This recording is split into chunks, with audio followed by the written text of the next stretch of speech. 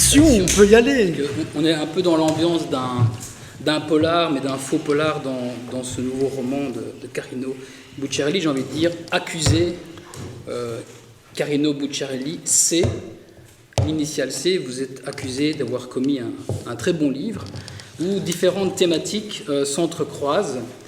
Et c'est quasiment un livre métaphysique, puisqu'il est question de la thématique de l'infini.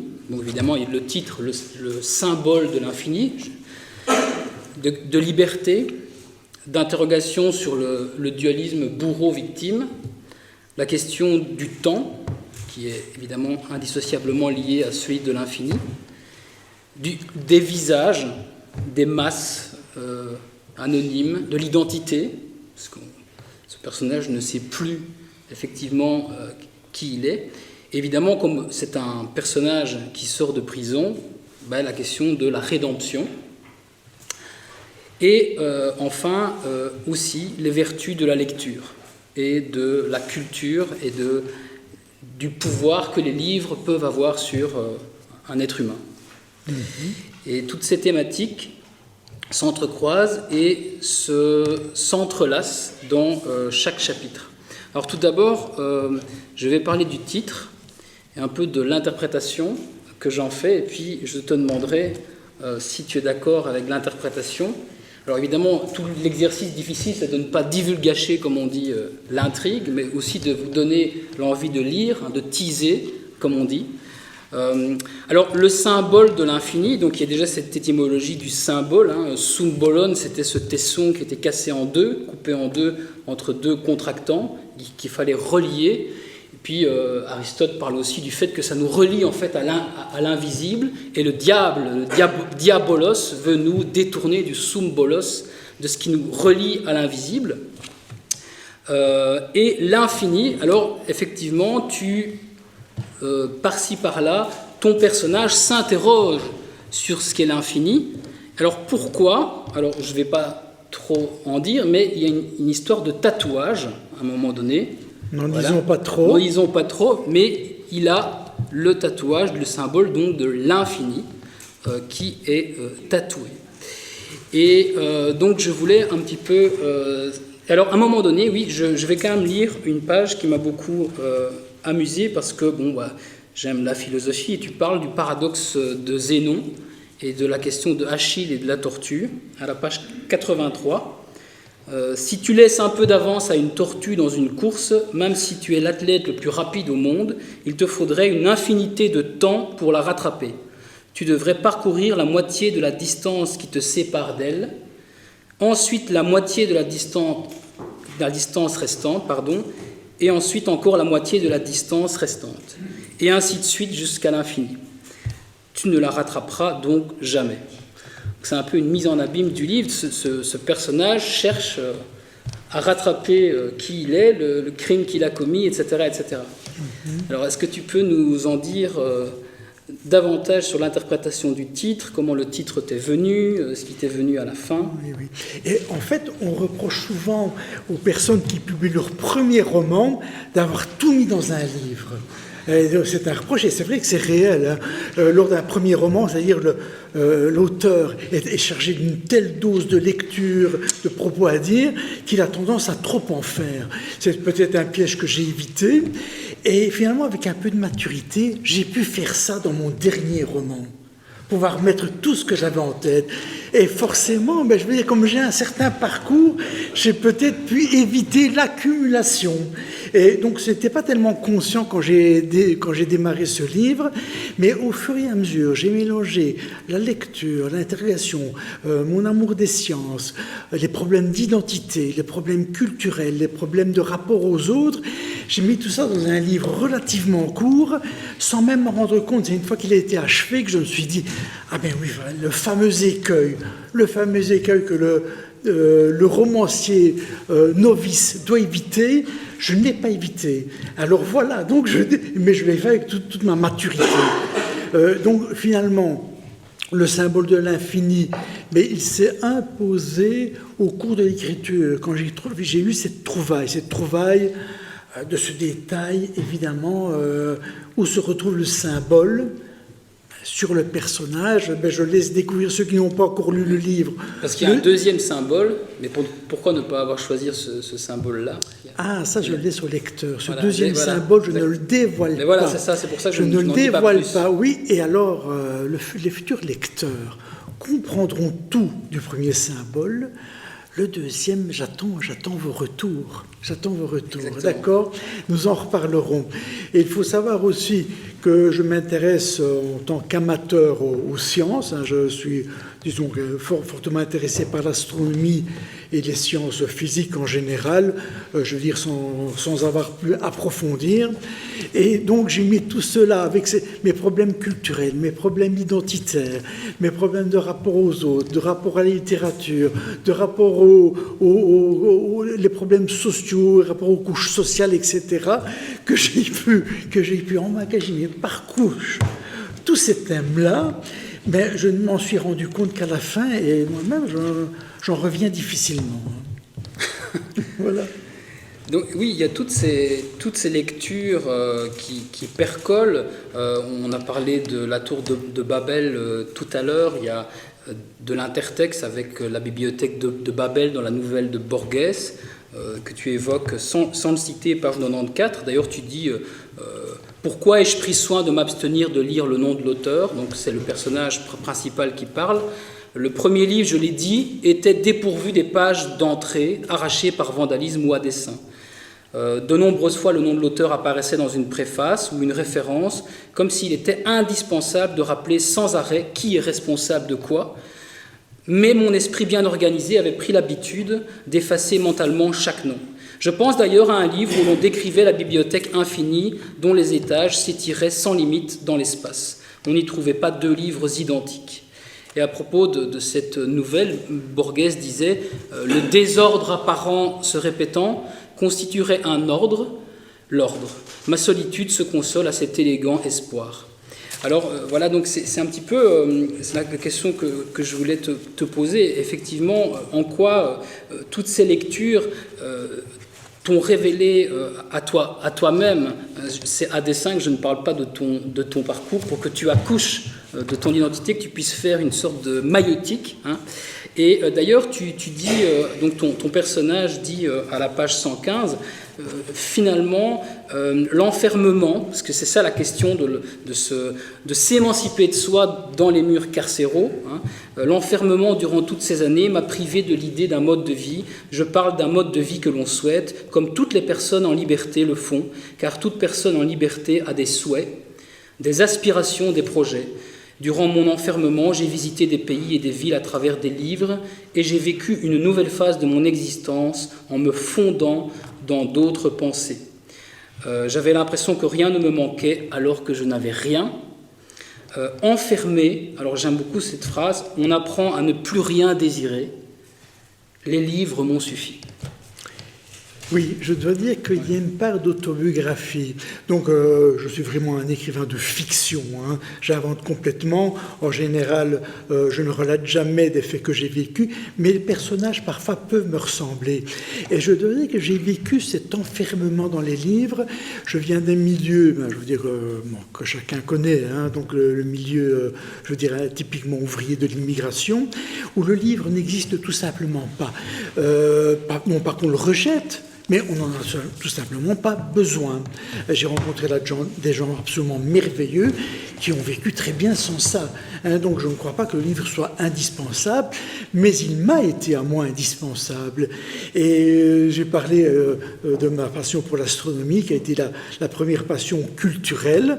Vers l'âge de 13 ans, donc, je me rendais dans une bibliothèque où j'avais appris qu'on pouvait disposer de livres gratuitement. Et dans le monde d'où je venais, gratuitement, c'était quelque chose de béni. Et donc j'ai pu aller assouvir ma passion de l'astronomie dans cette bibliothèque.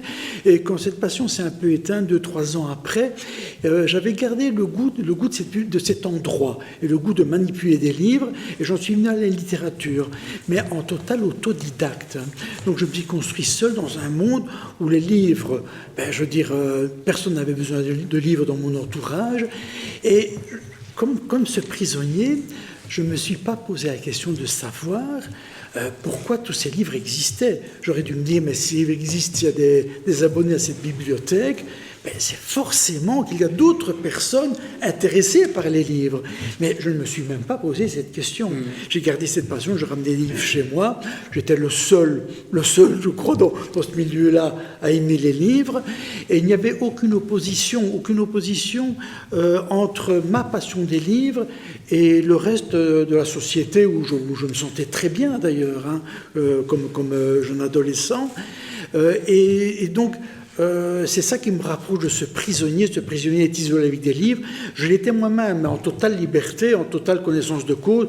Je pouvais très bien m'adonner à autre chose, aller jouer avec mes copains et autres. Mais non, je veux dire, l'apport de ces livres était pour moi primordial.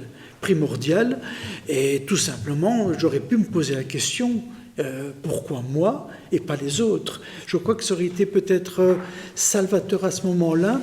Et cette passion des livres m'a un petit peu enfermé en moi-même, dans la mesure où, tout en étant totalement intégré dans mon milieu social, je m'en coupais moi-même parce que simplement j'avais une passion qui me dévorait, que personne ne partageait.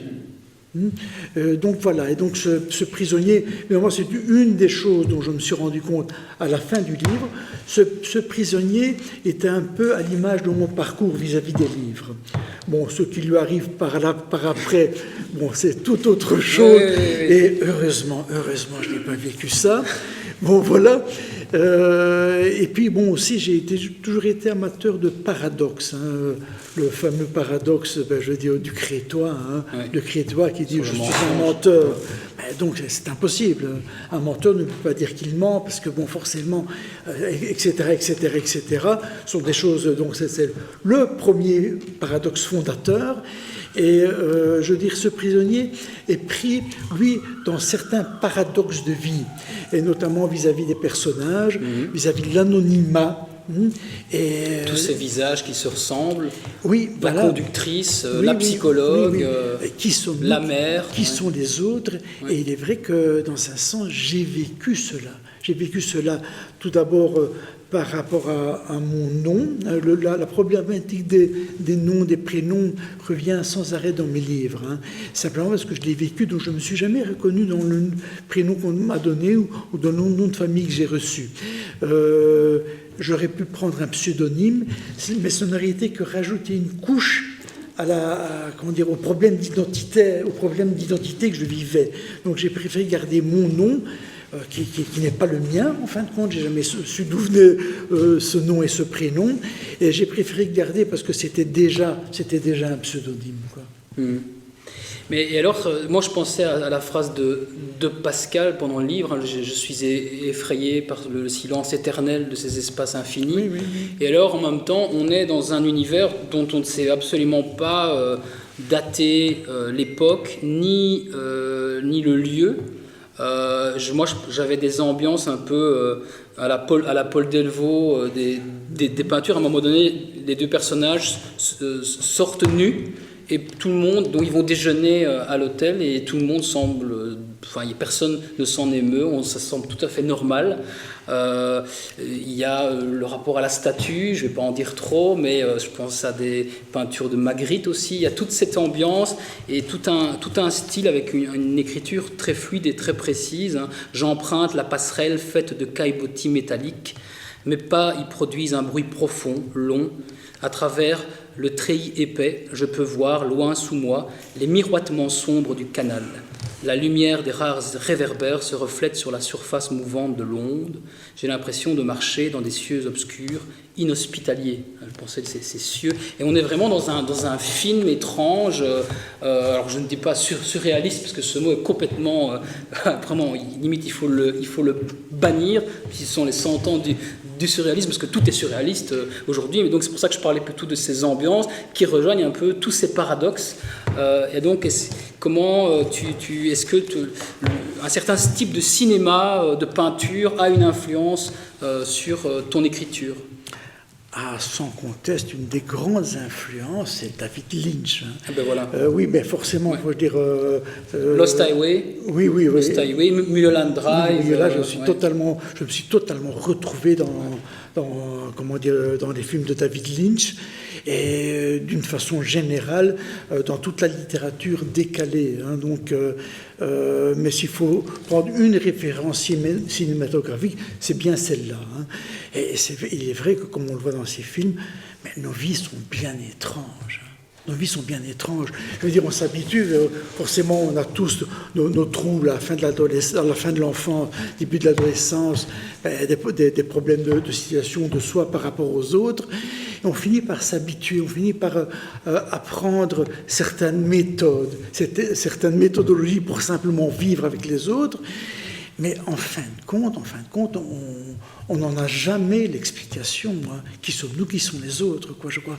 Et toute mon aventure littéraire, dans un sens, n'est là que pour répondre à cette question. Et je n'ai pas encore fini d'y répondre. Mais de toute manière, donc, le personnage ici aux prises avec des gens qui, dont il est impossible de différencier l'identité, si ce n'est à certains détails, mais c'est ce que nous vivons. Nous sommes 8 milliards d'êtres humains sur Terre. Une chose m'avait surpris dans mon enfance, une prof de religion, une bien gentille dame, nous avait dit à l'époque on n'était que 3 milliards, et nous avait dit, imaginez, nous sommes 3 milliards, il n'y a pas 2 personnes les mêmes. Et c'est vrai que c'est surprenant.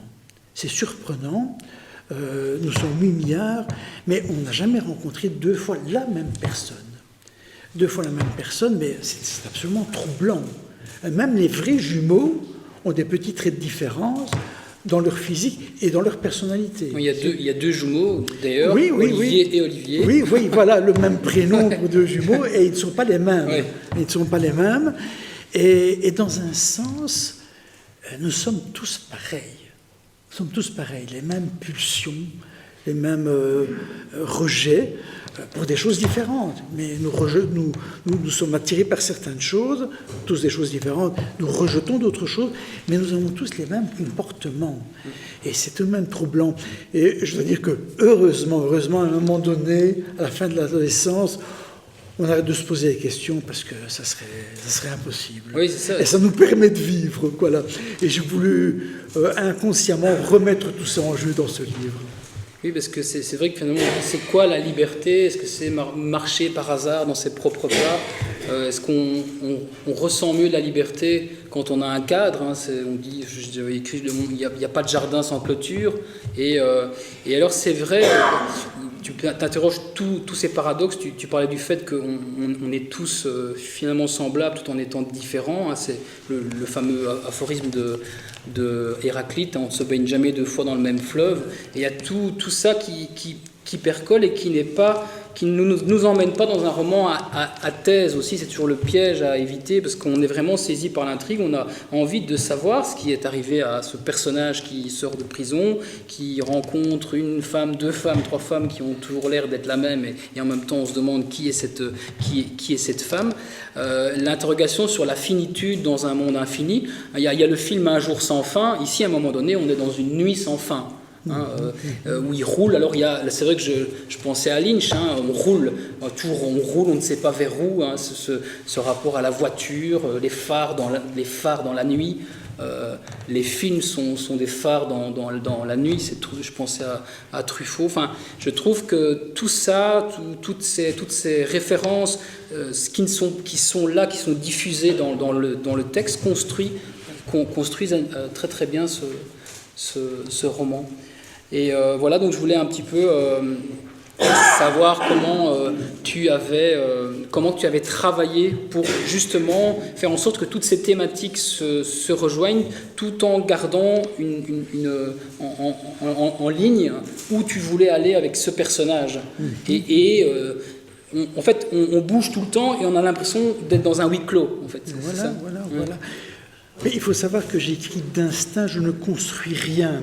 Mes livres ont une certaine construction, certains ont une construction en labyrinthe, peut-être un peu moins ici. Et évidemment, ça donne parfois l'impression d'un plan préalable. Oui. Et il faut savoir que j'écris lentement, mais j'écris par à-coups. Donc c'est étalé sur une certaine longueur, mais je me concentre fortement. Si j'ai une mauvaise mémoire, je me souviens peu des livres que j'écris par le passé, mais quand je suis sur un bouquin, il est là en permanence. Il est là en permanence et je n'ai pas besoin de faire un schéma dans la mesure où j'ai tout en tête et le livre se construit au fur et à mesure. Et donc forcément, avec mon expérience, mon parcours et mes propos que je n'ai pas envie de brider, parce que j'ai des thématiques bien solides, bien établies, et je les laisse simplement s'installer, et puis d'instinct, je vais vers quoi je suis guidé, quoi. Et donc je n'ai pas besoin de construction. Elle se fait d'elle-même à travers ce que je suis. Je vais lire un petit passage, justement sur la route. Page 113. La route se déroule en lacets ou en longues lignes droites, selon que nous passons une zone de colline ou une plaine. Les étendues sont parfois sèches, l'herbe jaunie par le soleil, c'est donc l'été. Ou se couvrant de basses végétations verdoyantes, c'est donc l'automne, et il pleut abondamment. Nous ne nous étonnons pas même de traverser parfois des paysages gelés, parsemés d'une neige rare, peu épaisse, non menaçante. Et nous parlons sans discontinuer. Nous croisons d'autres véhicules avec une étrange régularité. Il se passe exactement 7 minutes. L'horloge sur le tableau de bord en témoigne. Et systématiquement, une voiture nous fait face. Sur les quelques secondes que dure le croisement, nous pouvons constater, comme depuis le début du voyage, qu'un couple différent, mais d'âge moyen comme nous, fait le trajet dans l'autre sens. Des visages tour à tour beaux, laids, hirsutes, lisses, pâles, basanés. Tous ont l'air de parler nerveusement, avec parfois de grands gestes des bras, comme nous. Aucun véhicule, toutefois, depuis quelque temps, ne nous précède ni ne nous suit. Personne ne nous double et nous ne doublons personne. L'un de nous demande à la conductrice d'accélérer afin de voir si finalement nous rattrapons un véhicule plus lent. C'est forcément moi qui viens de parler. Nous ne sommes que deux, mais je ne le jurerai pas. Et en fait, tout semble normal, mais complètement absurde, tout le temps.